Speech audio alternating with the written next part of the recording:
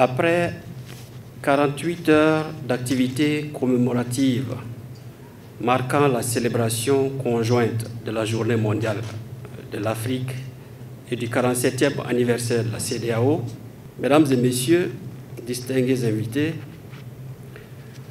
l'Union africaine a décidé de consacrer l'année 2022 aux questions nutritionnelles à travers le thème « Bâtir une résilience en matière de sécurité nutritionnelle sur le continent africain, renforcer les systèmes agroalimentaires et les systèmes de santé et de protection sociale pour accélérer le développement socio-économique du capital humain ».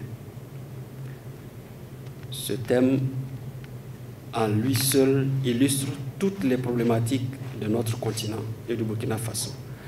Un thème porteur d'espoir pour les populations africaines, particulièrement les enfants, les jeunes, les femmes et les personnes vivant avec un handicap qui souffrent de faim et de malnutrition.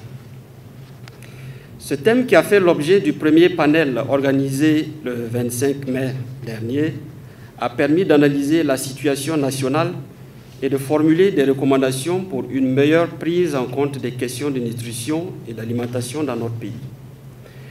Je puis vous assurer que les recommandations que vous avez formulées seront transmises aux autorités compétentes en vue de leur prise en compte dans les différentes politiques publiques. Monsieur le représentant résident, chers collègues, mesdames et messieurs, la Communauté économique des États de l'Afrique de l'Ouest, CEDEAO, célèbre ses 47 ans autour du thème « Renforcer la résilience et la stabilité régionale ». Le choix de ce thème ne saurait être anodin, tant la situation dans l'espace communautaire le commande.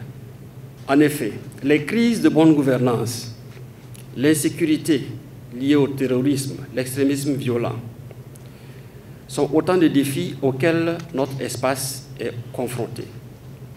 Outre ces défis, notre communauté est de plus en plus interpellée, notamment par la jeunesse, toute chose qui commande qu'elle soit repensée pour l'avènement d'une CEDEAO véritablement à l'écoute des peuples.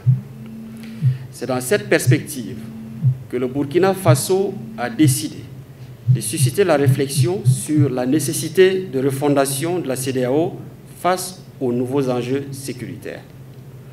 Le panel organisé sur le thème a permis de recueillir les aspirations d'une jeunesse assoiffée d'une CEDEAO en phase avec ses aspirations légitimes et les enjeux actuels.